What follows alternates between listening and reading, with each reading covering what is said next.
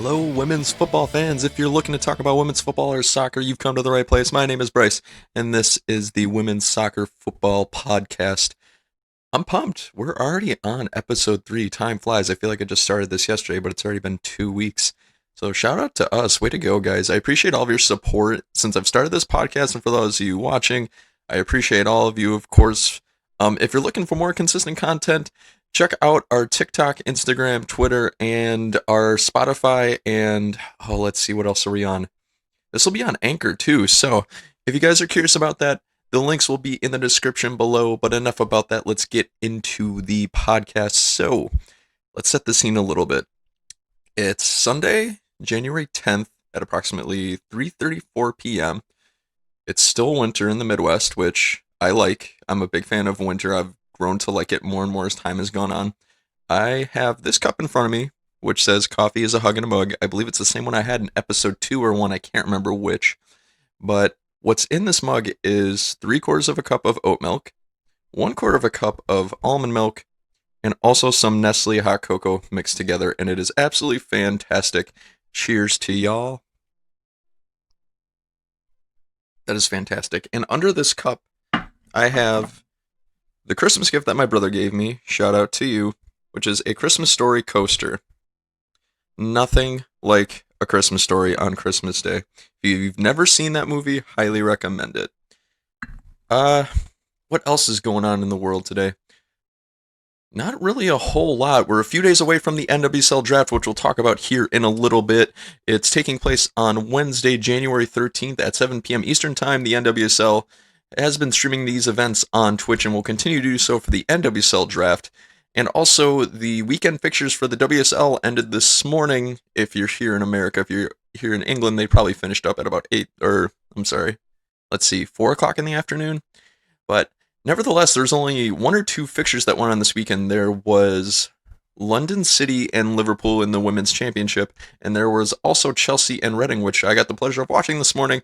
And if you had the pleasure of watching it too, you get to see Fran Kirby score 4 goals, which was absolutely wholesome and amazing.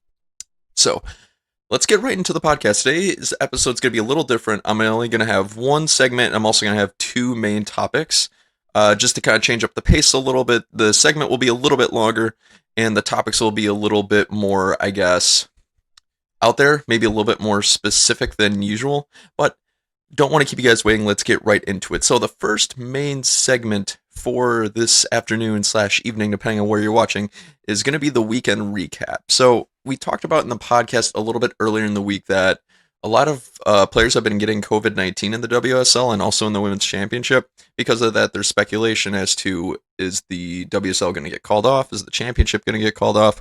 Well, the way that turned out was almost all the WSL games got postponed. Aston Villa and Arsenal got postponed. Manchester City, West Ham, United, Manchester United, that is, Everton, Tottenham and Birmingham City, and also Bristol City and Brighton. So all the games pretty much got postponed except for one.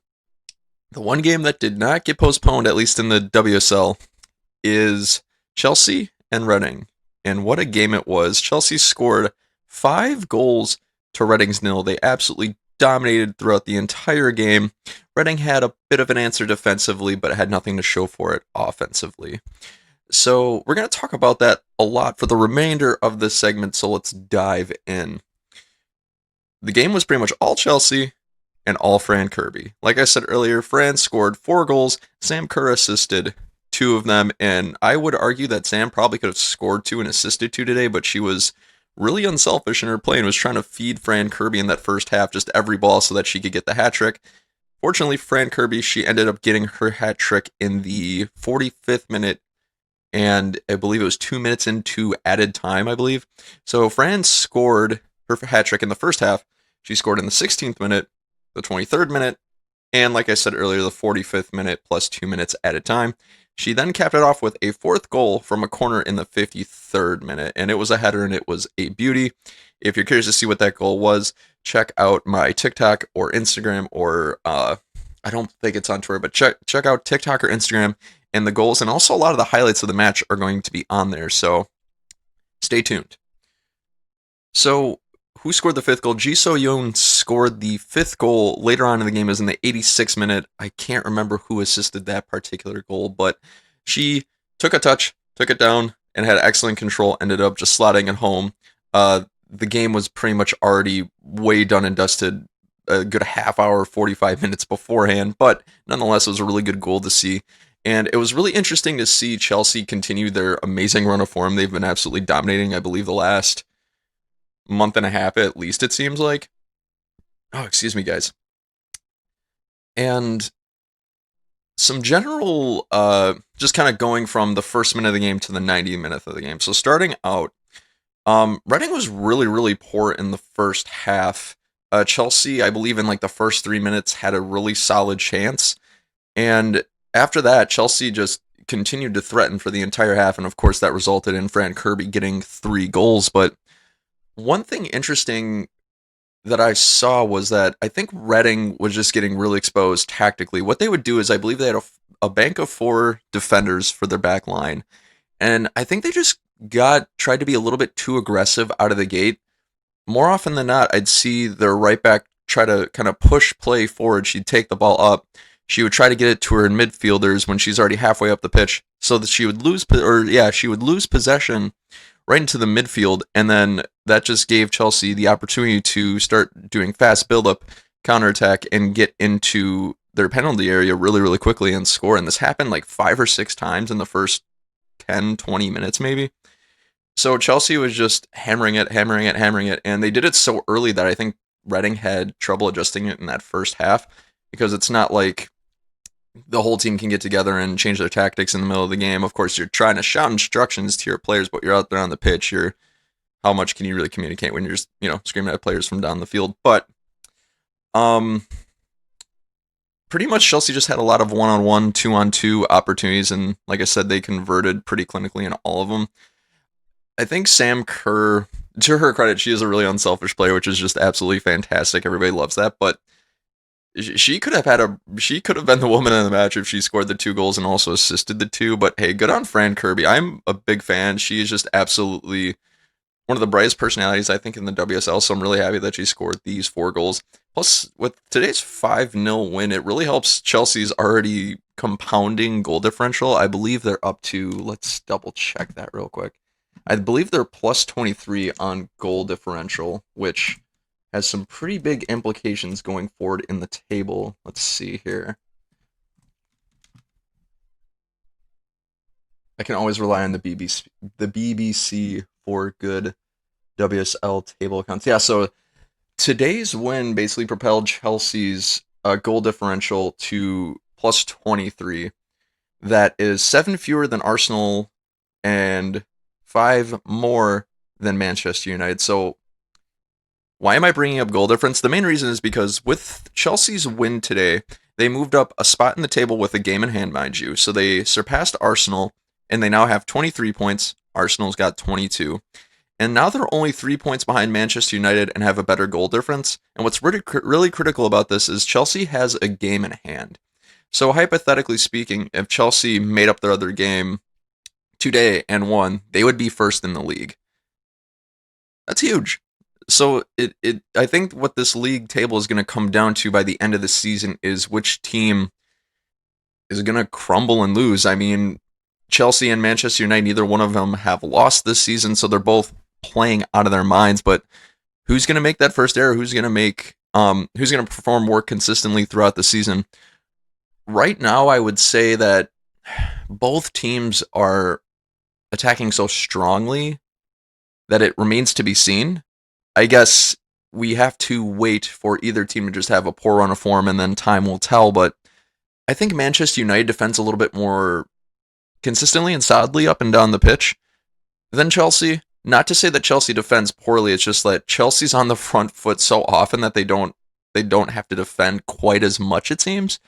Which, when they play better teams, that can get a little bit exposed. So I think that's why United have performed so well against really strong competition, because their ability to defend, I think, is a little bit more strong and solid. They put more pressure on their opponents than Chelsea does. But like I said, as time goes on, we'll see how that ends up playing out. I'm a Manchester United fan, as some of you may or may not know. I'm hoping that they pull the the league title out this year because this is only their third season in existence, and in their first season they won the women's championship. They I'm trying to remember what they placed last season, but I believe they were top 5 last season in the league, and that'd be really cool in their third season if they went ahead and won the league title. Big shout out to Casey Stoney. I'm a big fan, and she just continued to impress each and every day when I see her manage. So that's just some implications of the Chelsea Reading game today. Chelsea dominated. I expected Reading to perform a little bit better. They tend to at least hang in there with all the teams that they play against. They might score a goal or two, and they don't score very many goals, so I expected them to get at least one today, but that did not end up panning out. So all credit to Chelsea. They just outperformed Reading today by a country mile. Yeah, that's a term, right? So, all right. With that segment done and out of the way, that's actually going to be our sole segment for the day before we get into our main topics for this particular episode. We've got 2 main topics today. Both of them are dedicated to a player that made the U.S. Women's National Team January camp roster. So let's get into it. Our first main topic for this episode is Catarina Macario. Will she play overseas rather than the NWSL? So I posed this question because on Friday, that would be January 8th now, Jeff Kassouf at the Equalizer broke on Twitter that Catarina Macario announced that she was going to forgo her senior season at Stanford, which I don't really blame her. I mean, with the COVID-19 pandemic going on, it's like, how many games could they possibly play?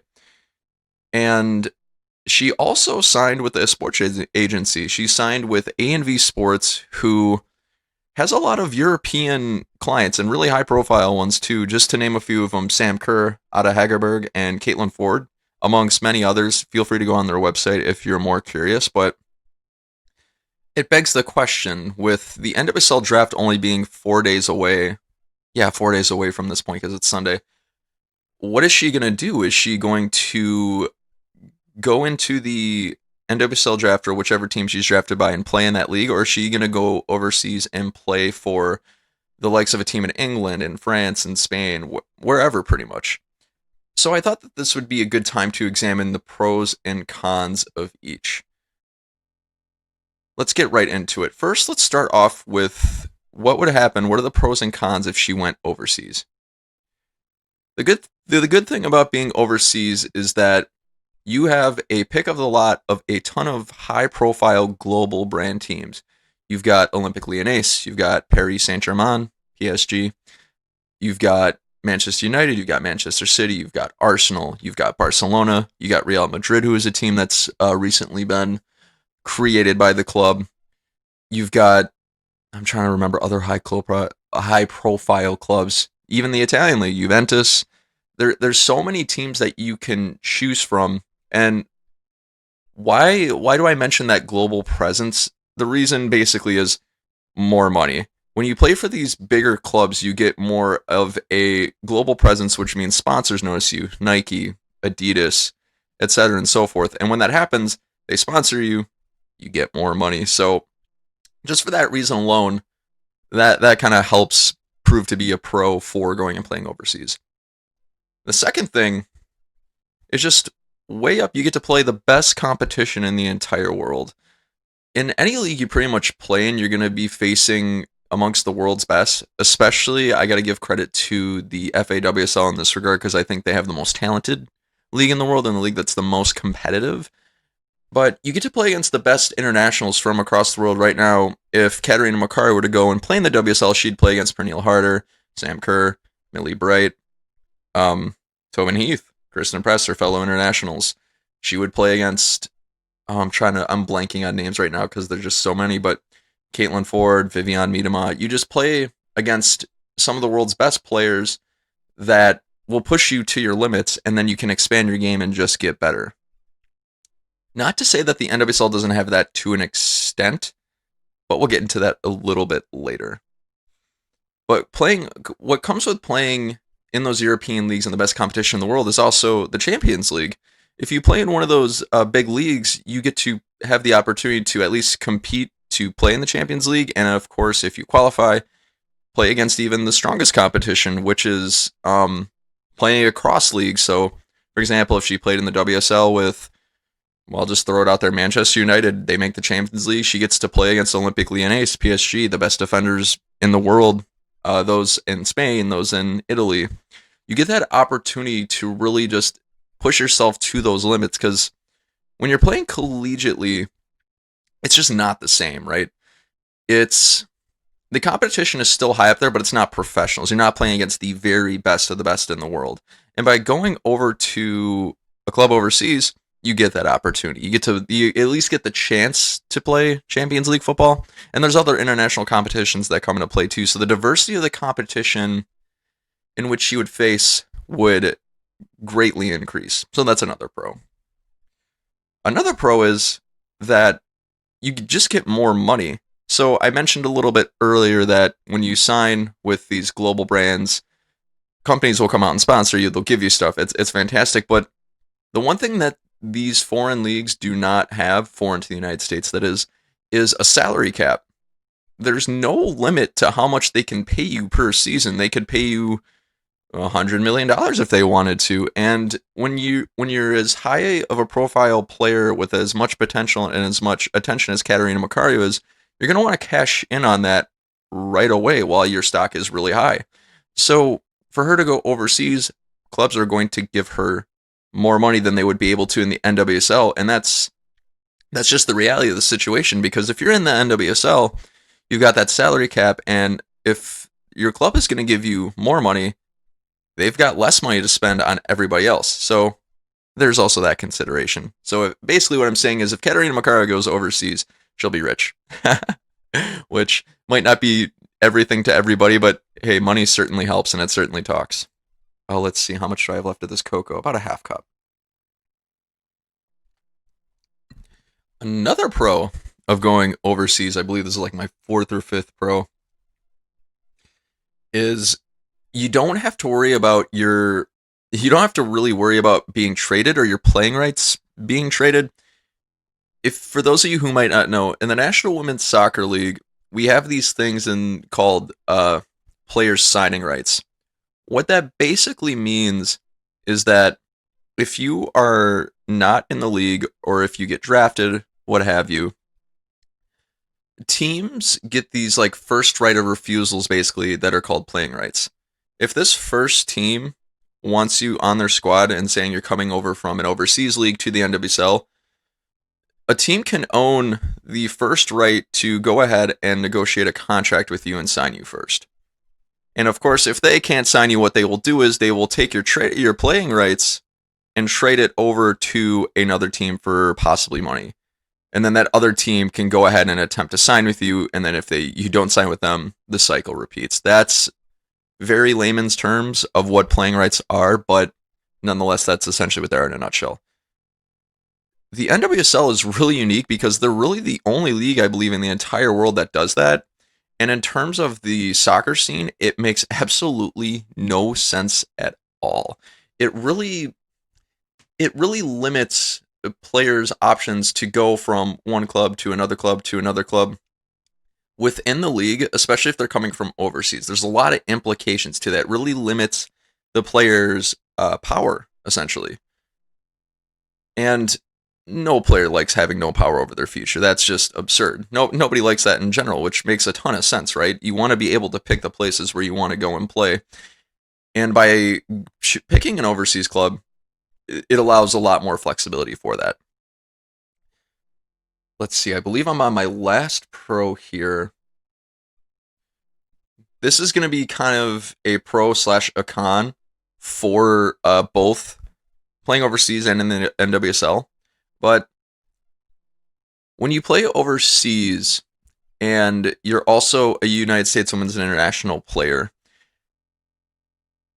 there's contract terms that get really, really ambiguous and really confusing. The only reason I say that is because I've tried to understand what the agreement is between U.S. Soccer and the players that play for them.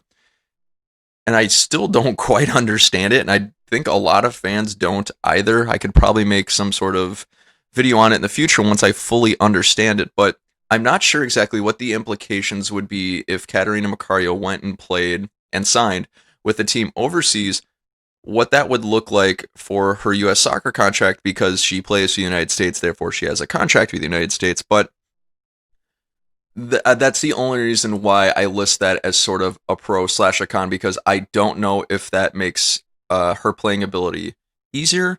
I don't know if it makes it harder. So that kind of just remains to be seen.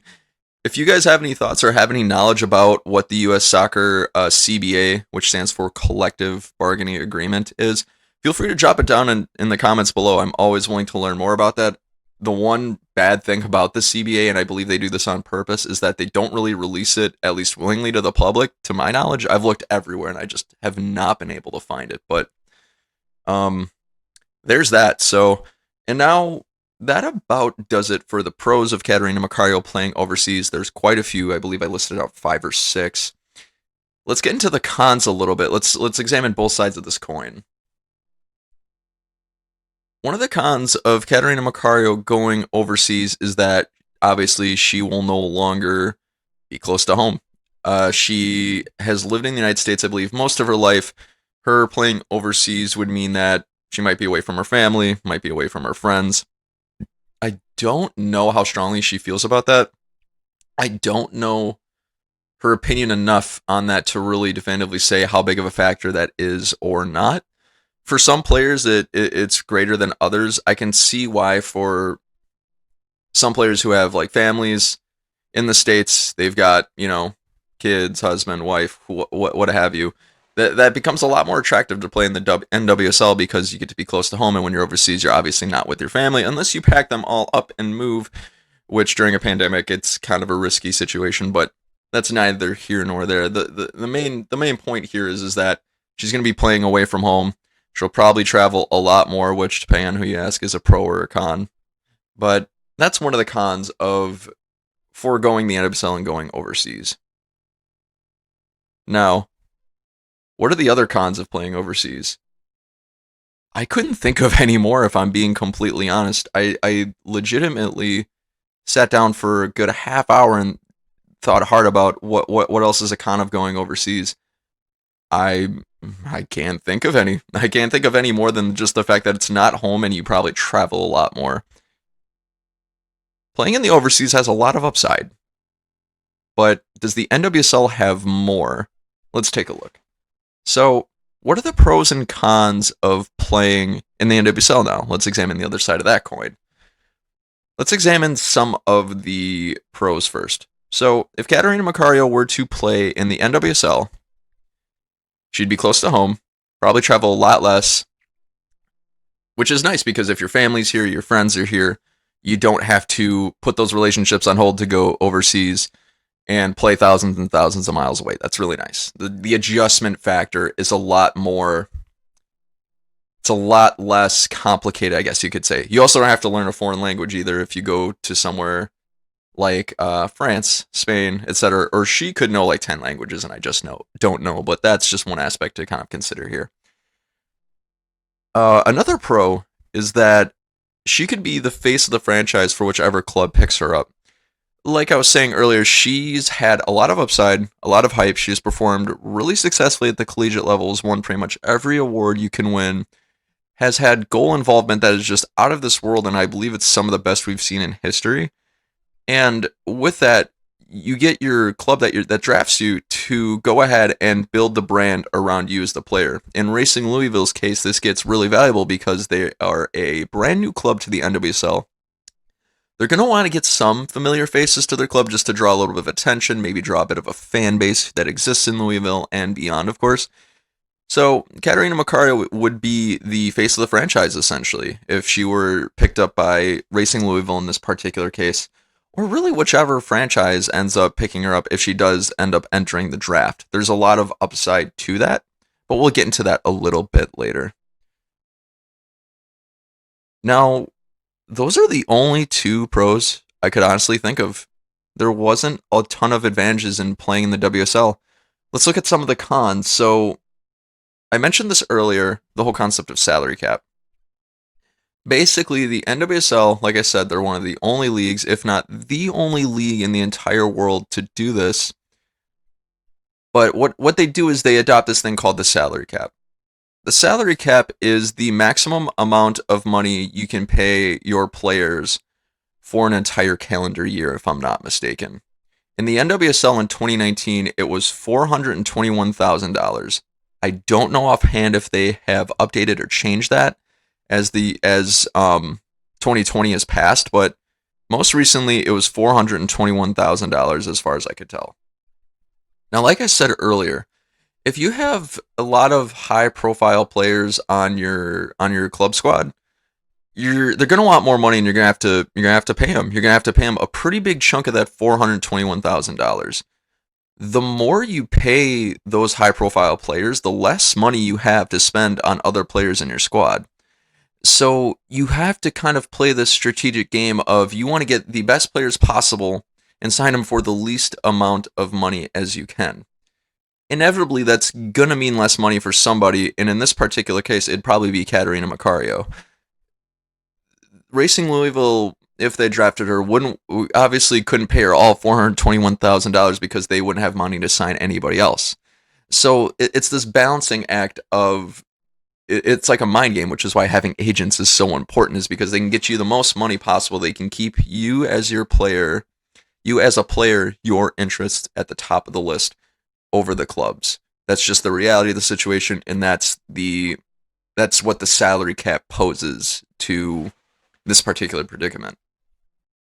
So inevitably, that just results in a ceiling for Catarina Macario's contract, how much he's going to get paid, because the NWSL just has that limit. But like I said, if she goes overseas, there's no limit. They can pay her pretty much however much they want to pay, however much her and her agents agree to, things like that. So there's limited potential in the amount of money that she can make in the NWSL.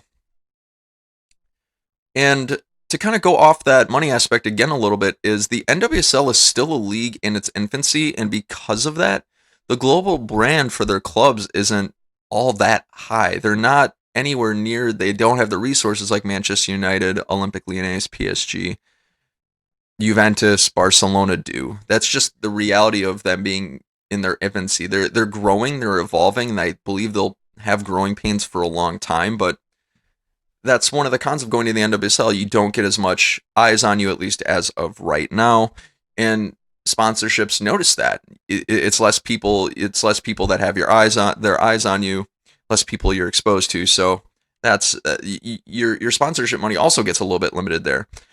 Having said that, I'm no global sports marketing brand person that works for Nike or anything like that, obviously, but that's just kind of the reality of the situation. If she went to the NWSL and she played out of her mind, and sponsors like, we'll give you all of our money, then mazel tov. But as a general rule of thumb and general principle, fewer eyes are on the NWSL than there are in other clubs around the world. And this goes into my last pro/con, which I kind of already mentioned when talking about playing for overseas. The confusing restrictions between U.S. soccer and playing in the NWSL. So this is one thing I know about the CBA agreement for U.S. soccer. If you play for an NWSL club, technically you're not really under contract with the NWSL. Technically you're under contract with U.S. soccer, which is really, really strange. That poses some really interesting restrictions because it's giving U.S. soccer that overarching power over you. And with the equal pay lawsuits and disputes going on currently, I can't see players wanting to be in that situation. If any of you know or have any articles that maybe contradict what that claim that U.S. soccer owns all the contracts in the NWSL, jump down in the comments below and let me know, and maybe put the link to the article there. But I'm pretty positive, because I heard this from the Equalizer, I could have interpreted this incorrectly, was that when you play for the NWSL, technically you're under contract with U.S. soccer, not the NWSL itself.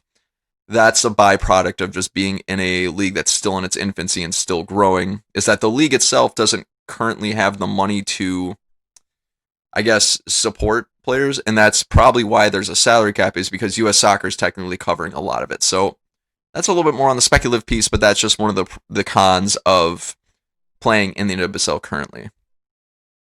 So at the end of the day here, we've considered both sides of the coin. Should she play overseas? Should she play in the NWSL?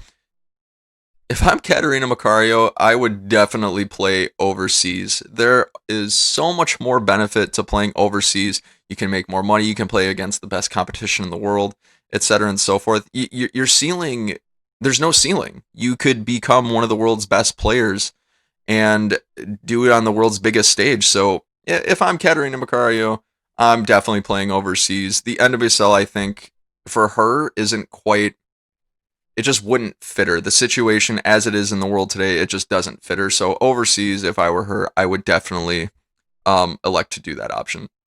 Oh, excuse me. So that about does it for main topic number one, guys. What do you think Catarina Macario should do? Drop down in the comments below and let me know. Or if there's other pros and cons that I didn't consider that are certainly valid, feel free to jump down in the comments and let me know too. I'm curious. Okay, so with that topic down and out of the way, let's go on to main topic number two. Now, I've posed the question here, what should Catarina Macario do? But I want to examine the other side of that. Should Racing Louisville draft Catarina Macario? Now, I mentioned this earlier, but I'll plug it again one more time. The NWSL draft is going to be coming up this Wednesday, January 13th. It'll be at 7 p.m. Eastern Time, and the NWSL is going to stream it on Twitch, which I love. It's really nice because it's easy to access. That's one thing that the NWSL does really well, is give access to their fans, to players, to resources, to games, etc., and so forth. So, Racing Louisville has the number one pick. Catarina Macario, in my opinion, is the best player in the draft by far. Meaning, and I think a lot of pundits and analysts would agree, naturally then Racing Louisville would probably want to pick up Catarina Macario. But should they? This really depends on the situation. This really depends on what Catarina Macario does or says. So there's three different options here. Catarina Macario might not decide on by draft day. She might not decide, I'm going to play in the NWSL. I'm going to play in the I'm going to play overseas. She might not even decide by draft day. The second situation is she could decide by draft day to play overseas. The third option is she could decide before draft day that she's going to play in the NWSL.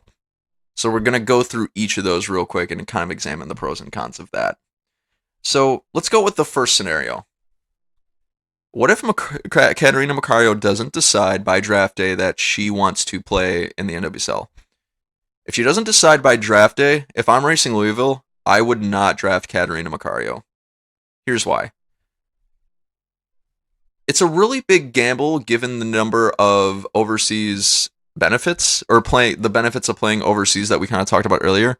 The benefits to playing overseas are overwhelming, and for a young player like Catarina Macario, that makes it a very attractive option.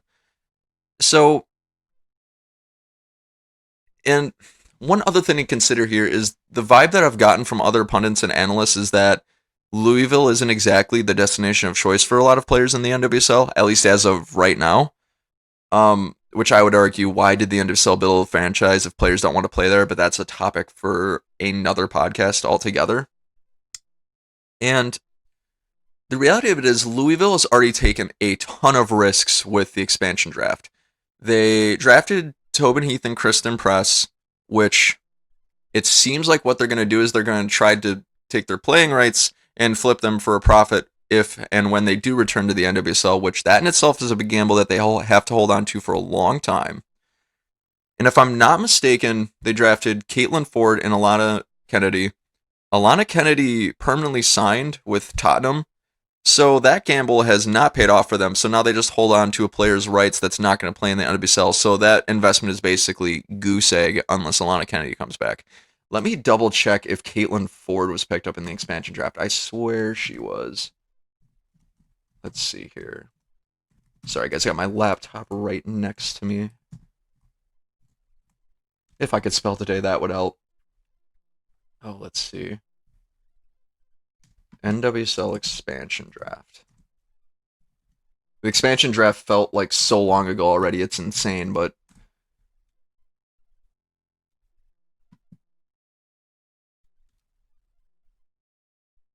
Ah, they did. Yeah, so they selected her playing rights. And did they select Alana Kennedy's? I'm sorry, guys. I should have definitely known this going into the podcast episode today. Let's see here. Alana Kennedy expansion draft.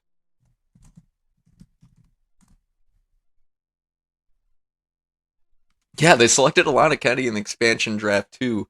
And so that gamble, her playing rights are gone. And if Caitlin Ford's been lighting it up in the FAWSL this season. So if she hasn't signed a deal for Arsenal already, which I'm pretty sure she has, feel free to fact check me on that. But then that's another gamble that they've lost out on. So that could potentially be 4 superstars that they drafted, and none of them could be coming to play for Racing Louisville. And the worst part is Racing Louisville could potentially not even be able to sell their playing rights to another club, so they lose out on those resources.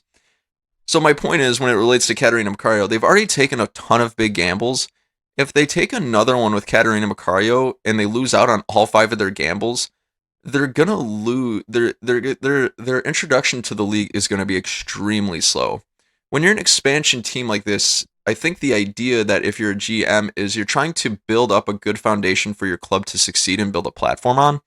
And if you're losing these big trade gambles like this, or big signing gambles, you're put into a position where you don't have a lot of buying power and you don't have a lot of resources in order to continue to build your foundation. And that sets you back a lot. So in this particular case, I don't think it would be a very smart move for Racing Louisville to pick up Catarina Macario if in fact she stated that, or if in fact she hasn't decided by draft day. It's a ginormous gamble.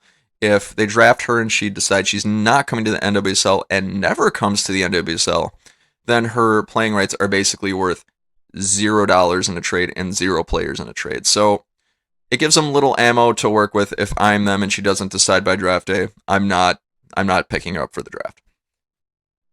Let's examine scenario number 2 here. What if Catarina Macario decides by draft day that she does want to go overseas? I think the obvious answer here would be do not draft her. The reason being is if she goes overseas, who knows if she'll ever come back to the NWSL.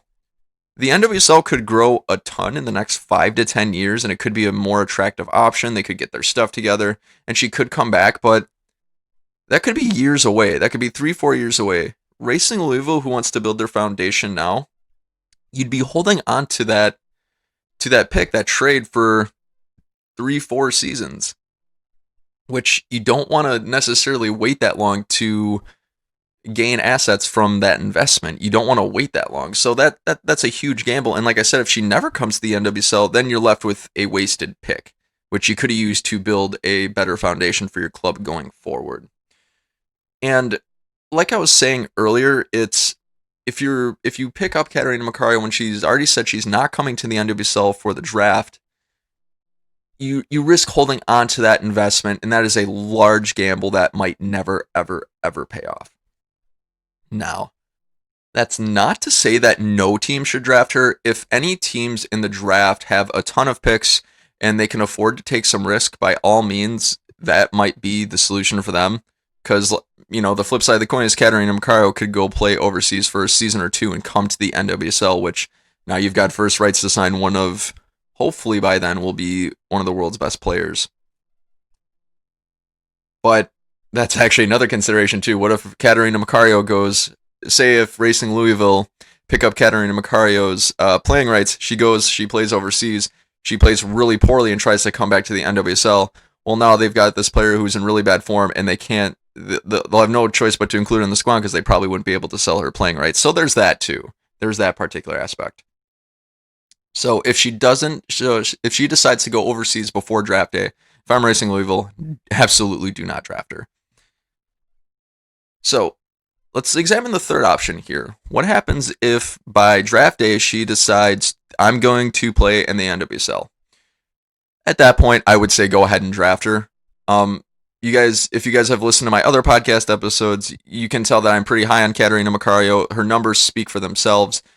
And in her last season, her junior year, mind you, with Stanford, she had a goal involvement, I believe, of like 2 goals per game at minimum, which is absolutely insane. She played 25 games and was involved in 55 goals. That's just ludicrous numbers. There is an argument to be made. Now, I think Catarina Macario has a lot of potential building off of that too. A lot of hype. builds a lot of stock, like I mentioned earlier.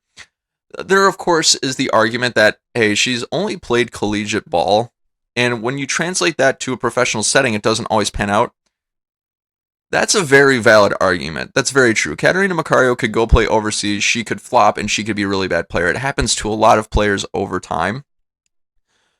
My counter argument to that is every pick you have in any draft, or whenever you really sign a player, whether you're overseas from, say, players from overseas, they graduate from their academy and they get signed to the senior squad, that's a gamble in itself, too. When you're playing in an academy or when you're playing in a collegiate setting and you turn professional, there's no guarantee you're going to succeed. That's with every player. But there's some more players that are posed and I don't want to say likely to succeed, but those players who offer a lot more promise than others to succeed. I think with Catarina Macario's collegiate numbers, there's so much promise and potential involved that it's worth the gamble in this particular case if she does decide to enter the draft. So obviously, if she decides to enter draft, if I'm racing Louisville, I'm picking up Catarina Macario with my number 1 pick. So let's kind of recap that a little bit. So there's 3 different options that can happen. Catarina Macario could not decide by draft day at all what she's going to do, in which case, if I'm racing Louisville, I'm not picking her up. She could decide by draft day, I'm going to go play overseas, which in Racing Louisville's case, again, I wouldn't pick her playing rights up. The third case, which if she decides by draft day, I'm going to play in the NWSL, then I would go ahead and draft her. There's a ton of upside. There's a ton of promise with her. It's worth, I think her upside is so much that it mitigates her risk dramatically, and I think she'll have a very successful career no matter where she goes. So that'll do it for the second main topic, guys. What are your thoughts about Racing Louisville's situation? Do you think they should pick up Catarina Macario? Do you think they shouldn't?